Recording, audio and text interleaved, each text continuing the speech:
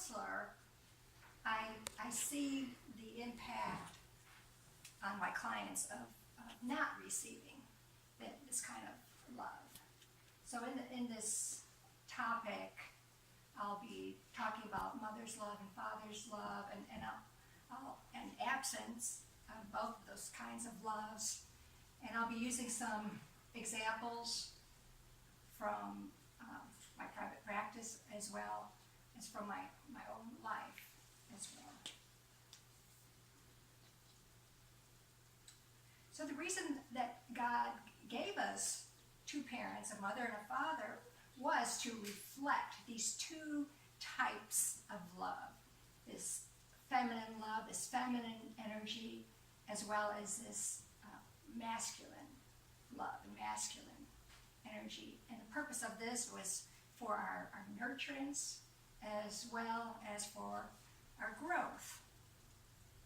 So I'd like to talk about some of the characteristics of the two kinds of love.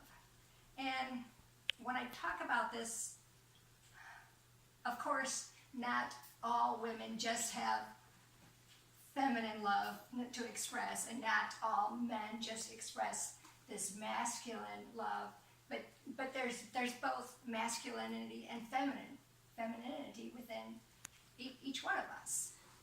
So even though I'll be kind of talking about in kind of general terms, this is kind of the masculine thing, this is kind of like what the fathers do, and this is what the mothers do, but there's really a lot of overlap.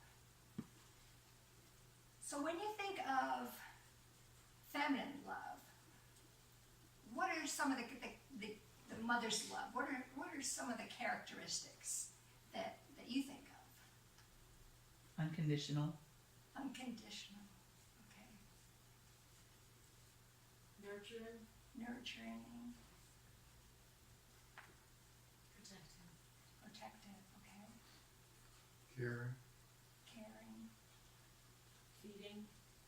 Feeding, okay. Thank you. So when I was putting this together, I kind of put the characteristics into kind of broad categories, and you all have mentioned these already. First of all, mother's love is very nurturing, and there's many different ways for us to be nurtured. Of course, we need food to grow, and also we need affection. There's actually some studies that show that children, I think it was years ago in some orphanages, children or babies were dying, and they couldn't figure out because they were getting all the food that they needed, and then they realized later it was because these babies were not getting the affection that they needed. So we really need affection as well, not just taking care of our basic needs. Also, our minds need nurturing. And that's why there's just kind of that natural instinct of mothers to read to their children. And it seems like most of the teachers are women. There's just kind of that instinct to teach children and nurture their minds. As well as our bodies and our minds, our hearts need to be nurtured. And we do this in different ways.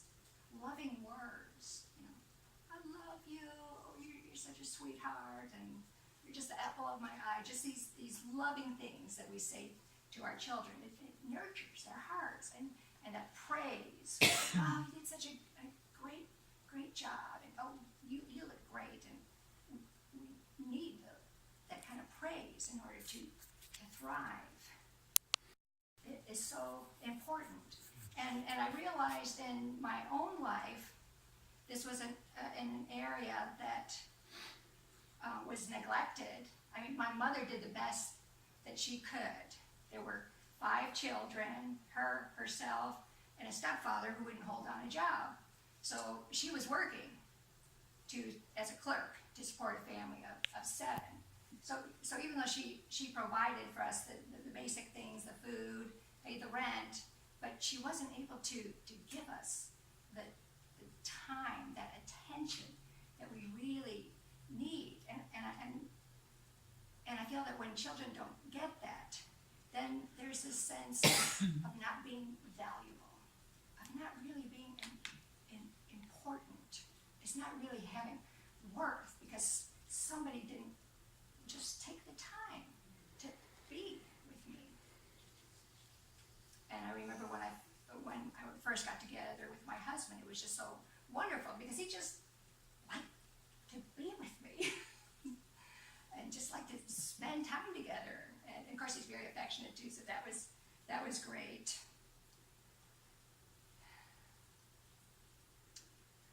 Another way that a mother nurtures a child is, and this goes to what you said, Amy, this unconditional acceptance of our emotions, the good, the bad, the ugly, all of what we are.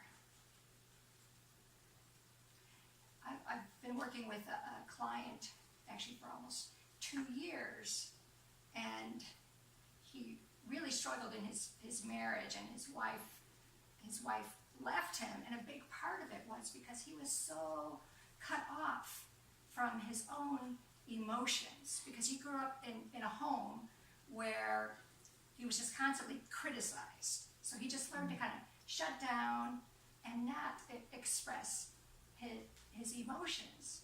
So when he was with his wife and she would become emotional, it was like so extremely uncomfortable for him. He just couldn't be with her. He could just be present with her emotions. And instead, he said he would go grocery shopping. So it's so important to have that mother's love of total acceptance of all of our emotions. And I really think like the most secure child is the one who can actually go up to his mom or dad and say, "I hate you," because they know that their parent loves them, and that parent will accept that and will still love them no matter what they say. So that's kind of one general category. Another category is comfort. I think someone maybe mentioned that already, that a mother provides this comfort for us. And that's in many different ways. Again, through the food, through the affection. But I was thinking also that like through providing a comfortable place for us to live in. It seems like for many women it's kind of that natural instinct to just decorate and make the house beautiful and make it comfortable and bake cookies. You know, it just has creates such a feeling of comfort for the child. I have a friend. She's definitely not the most organized. I mean, you walk into her house and everything is everywhere. But even though that's not her strength, her children are so secure because she spends time with them. You know, she's always thinking about their education, driving them everywhere, and just being there, this consistent presence of her all the time. And so the children are very secure, even though the home's okay. Oh, she's a great cook too, so that helps.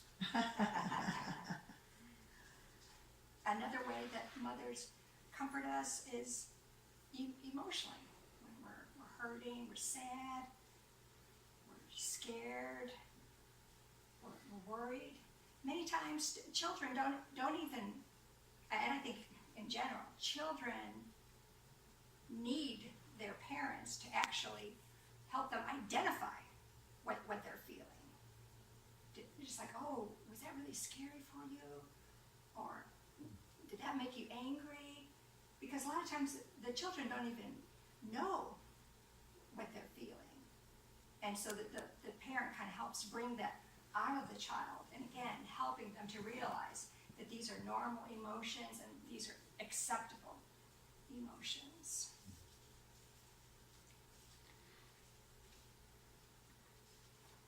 So now here's just a couple, I don't know exactly, say broad categories or whatever, but when I think of the feminine love, God's feminine love, it's basically this total acceptance of who we are, like right now, at this very moment, and it's very present oriented. And I'm going to kind of contrast that later with the more masculine love, which I kind of think of it as being more towards the future.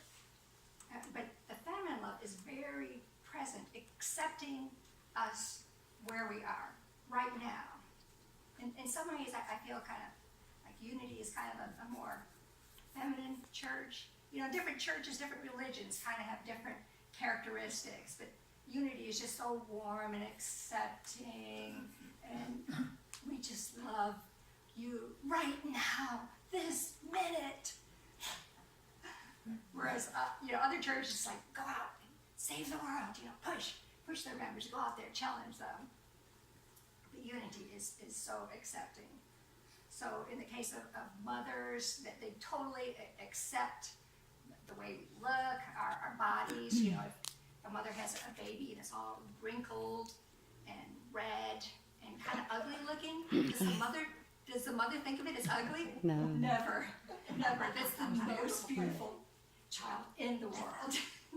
Or when our teenager starts to get the pimples, and do we reject our child? No, it's always unconditional. And going back to kind of being more present oriented, I'm thinking about the college student who comes home, whereas the first thing the mother does is just like, "Oh, are you hungry? Can I give you something to eat?" And whereas like the father might say, "Well, how's it going? How's the grades?" But the mother just accepts, right? It's just with this present love. Also,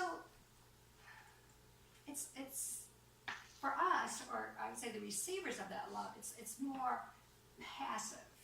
We don't have to do anything to receive this love. It's just given to us unconditionally. So, like for instance, if we come home with a D on our report card, our mother doesn't say, "Okay, you don't eat for the rest of the week," or "You're going to school tomorrow without any clothes." No, there's still, these things, the food, the clothing, these things, they're unconditional. No strings attached. We don't have to do a thing. And ideally, this is what all of us would have experienced as children. So I'm going to shift now to masculine love. And so give me some of your thoughts about when you think of more this father's love, this masculine love. Providing, Pride, Not a pride. teaching, protecting, More strict. Guiding, yeah. So again, I kind of put these characteristics into just kind of some broad categories. So I chose this one category of protecting. Who said that? Somebody said protecting, yeah. And there's actually very different ways that they protect us. As I talked about how maybe the mother creates this beautiful, comforting, nurturing environment within the home. In general, of course, many times it's the opposite, that the mother's working, but in general, it's like the father is working so that they actually have the house, that they actually have this protected place to protect them from the elements, to help us feel safe. And it's interesting, I've noticed some differences between myself and Rob. It's like whenever there's like bad weather or tornado warnings, he's just like, he can't sleep, he gets up, he's on the TV and watching, and where it's like, I'm like, I just go to sleep, I forget about it. But I realize part of it is because I know that he's thinking about it, and he's taking care of it, and and he always kind of makes sure all the doors are locked. And it's interesting. I had this. I worked with this one couple. Both spouses actually had this job where they flipped houses, and they would work on the houses. So they knew, the woman knew just as much as the man about how to fix everything in the house. And yet, it really kind of bothered her that her husband never went around and checked on the doors and these little things to help her feel taken care of, protected. There's just something about us just needing this feeling of protection. And so I would say this kind of, so a father kind of provides this external protection, but also in this external structure, but also there's internal structure. And this goes back to the discipline, the strictness, in a way imposing internal barriers to protect the child, maybe from hurting others, from hurting themselves, from being irresponsible, because because of the long term, the more future consequences of being irresponsible, knowing that this is what the child needs, the discipline, the limits, the barriers. And another way, a very important way that a father provides internal safety in a home is by making sure that home is free of conflict and fights and abuse, physical abuse, sexual abuse, emotional abuse. And it's so tragic when it's actually the father himself who is inflicting those things upon the wife, upon the children. And I see the results of that in my practice. And I will tell fathers, if you want to be the best father you can be, the best thing you can do is love your wife. Make her number one in your life. Because if the wife feels secure, if mama's happy, everybody else is happy. But if the wife feels secure, then she's going to be able to be the mother that she needs to be.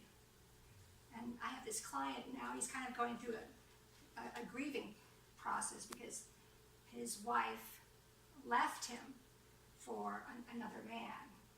And so the children are going back and forth. And many ways, he's actually become their mother as well, because his wife is so preoccupied with this new relationship. She's not secure yet. She's not completely secure yet in this new relationship. And I saw this with my mother too. When they're not completely secure with their relationship with their man, it's hard for them to be present with their children. And so my client, would say things like, yeah, I know that, when my children come home, they tell me this and this, and so I just, try to make up for that and, make sure that they have healthy food, make sure that I spend lots of time with them because they're not getting that from their mother anymore. And another general category would be the challenge. I think of the masculine energy, the masculine love is more challenging us, kind of pushing us to do more. The mother tries to keep us inside and keep us cozy and warm, but the father knows that we need to get out. We need to get out. We need challenge. We need to gain confidence. We need to gain mastery in the world, and that's where our fulfillment will come. Our true happiness will become more rounded.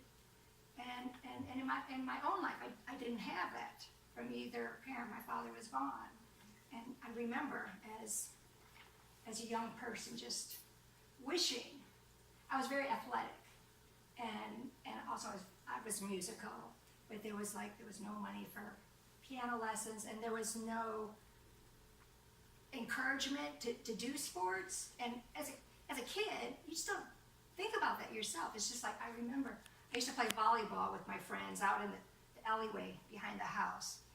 But at school, it was just like, man, I just wish I knew how to really hit that ball. I wish somebody would teach me how to do it the right way. And, ideally, our parents are like our advocates. But nobody said, oh, you know what? You can join a team at school. You can actually be on a volleyball team and learn that. So if we don't have these experiences as children, someone challenging us, someone realizing, that we need to get confidence in other areas, then we're stunted in our growth. And that's why I'm such a late bloomer, and that's why I appreciate so much the mother's love here that has helped me to feel more secure so that I can take risks and do new things and push myself out. But do you see how they work together? And there was actually this experiment done,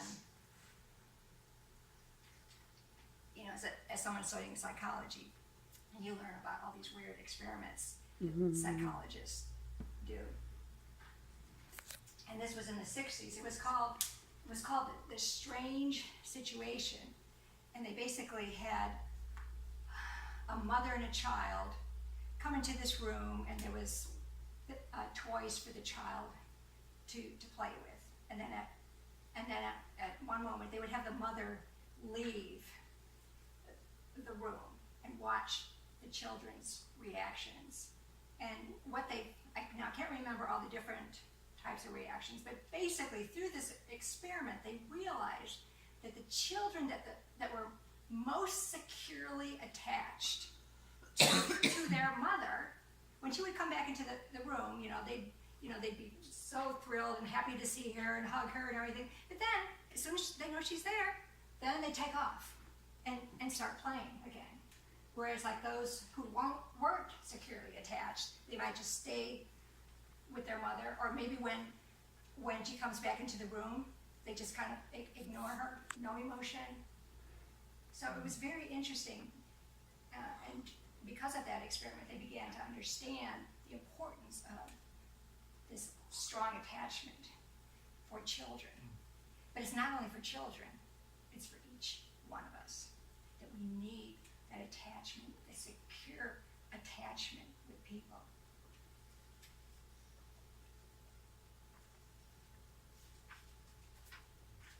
So another category, and I think Paul mentioned this, the guiding. Yes, we need kind of that masculine force, someone to guide us maybe in kind of understanding things like what's right, what's wrong. Growing up in the 60s, in the beginning of the sexual revolution and the drug revolution and the feminist revolution and the civil rights, all that stuff, I remember just being so confused, because it's just like everybody, all my friends were having sex with everybody. All my friends were taking drugs, and I didn't know what was right or wrong, and I didn't have anybody to go to and say, well, what's right? What's wrong? Is it okay to do this? Everybody's doing it, so. And another area is this teaching us a sense of responsibility. That wasn't something that I grew up with at all. It was kind of like, well, we're just out there, each out there for our own, and no sense of responsibility for the world. And it wasn't until I joined the Unification Church that this understanding, which was completely different than the way I grew up, of that we are each responsible in some way to take care of this world, to take care of people, to be a loving presence in the world, and to make a difference. And ideally, our fathers would be actually teaching us about God and how to experience God in the world. And speaking of safety, I know it wasn't until I had many experiences with God that I began to feel safer and secure in the world as a whole, because I could see God's guidance in my life and that good things would happen through my relationship with God. And so ideally we would have this father, this masculine love that's teaching things like that so that we can feel safe and secure out in the world. So in contrast to the motherly love, which I think of as more passive, in a way, this is a love where you actually have to do something. You have to kind of push yourself and get active and do something to make a difference. Or, follow the rules, whatever. You have to do something. And it's also more future oriented, concerned not just where you are right now, but who are you going to be in the future? What is your potential? And how to develop that potential and really become the person that you're meant to be.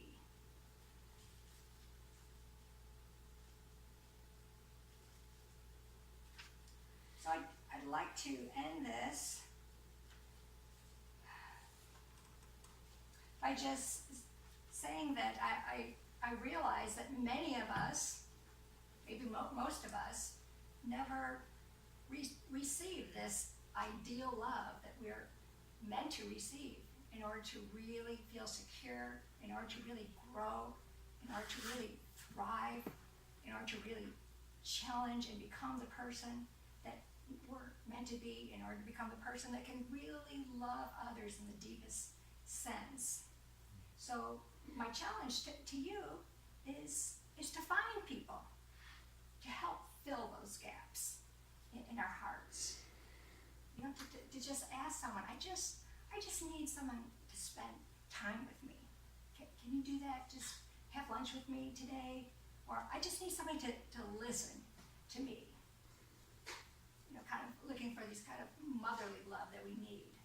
Or maybe I need someone to help me stay on this diet. I need somebody to help me exercise. Can you take a walk with me once a week? And someone to help keep me focused on my goals. And many times it can be the same person. But to look for people who can give you the love that you didn't receive, that motherly love, to really nurture yourself, heal yourself, as well as to find people who can really challenge you so that you can grow and become all that you're meant to be. And I'd like to end this with a prayer, because in my background, and this is something I've personally experienced as well, is that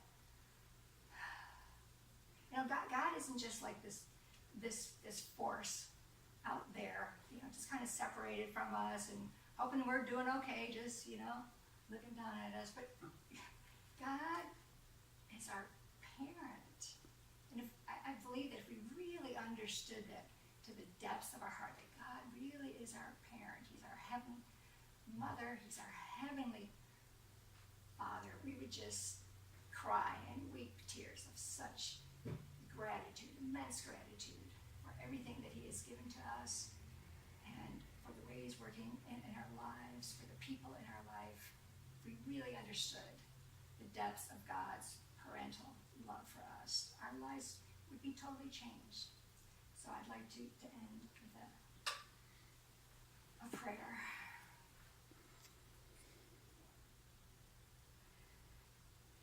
Our Heavenly Father and our Heavenly Mother, we're just so grateful.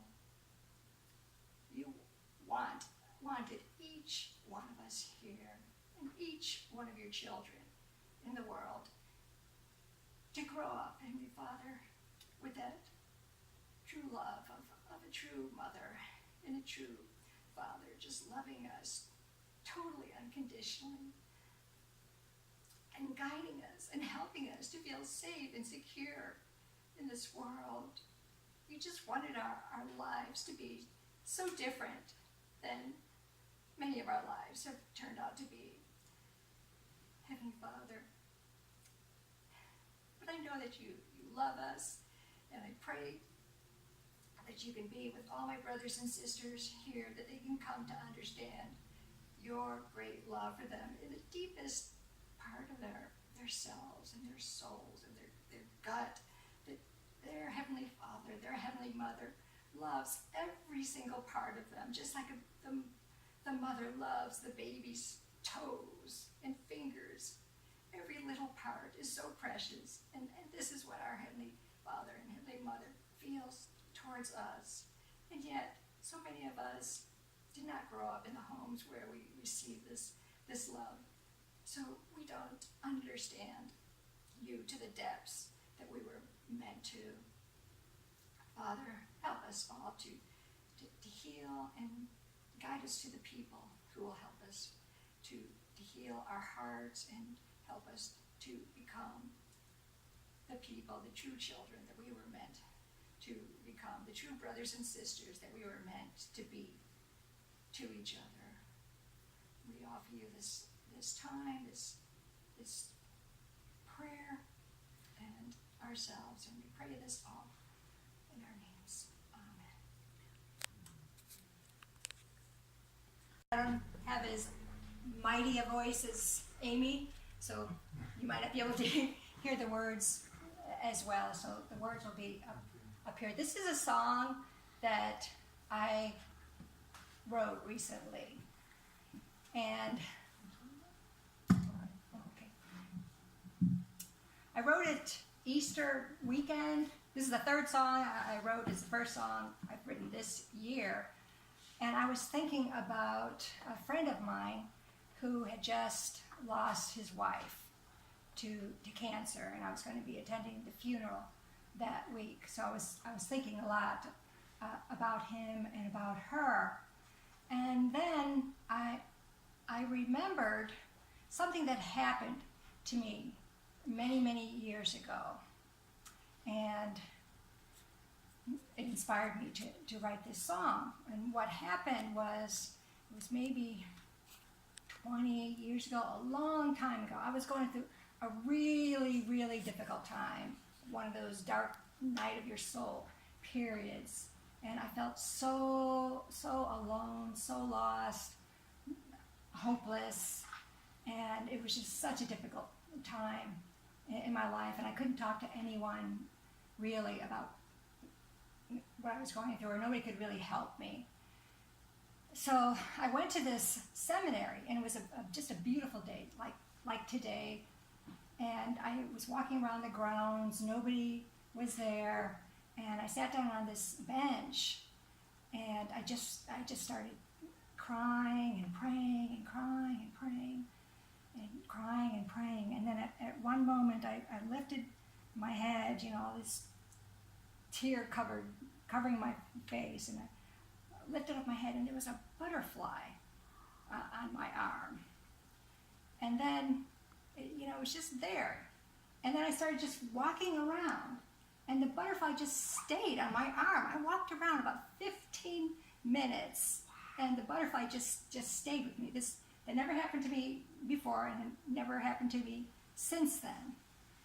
And I just felt it was God speaking to me, that he was with me. And it was just such a comfort to me. So I wrote this song thinking about that butterfly, and hoping that this song could be a comfort to my friend.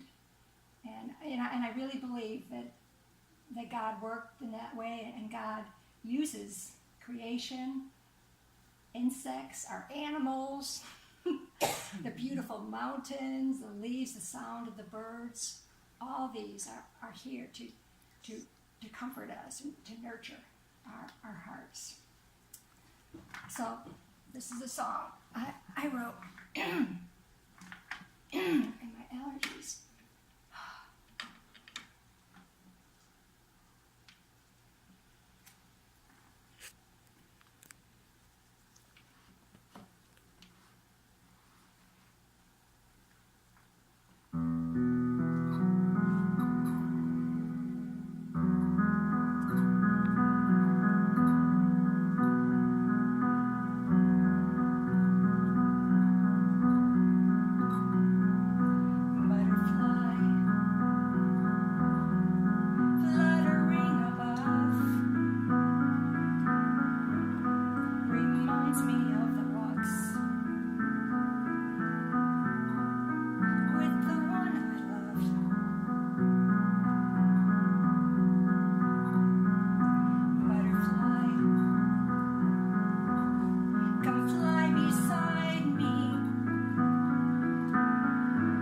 as you shimmer in the light.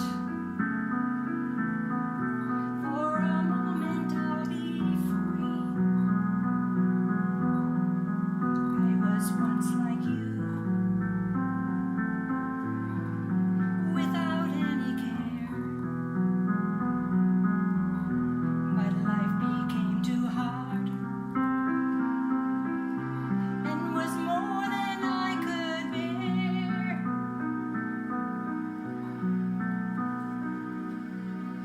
Butterfly, you've landed in my palm. I breathe the fresh air in,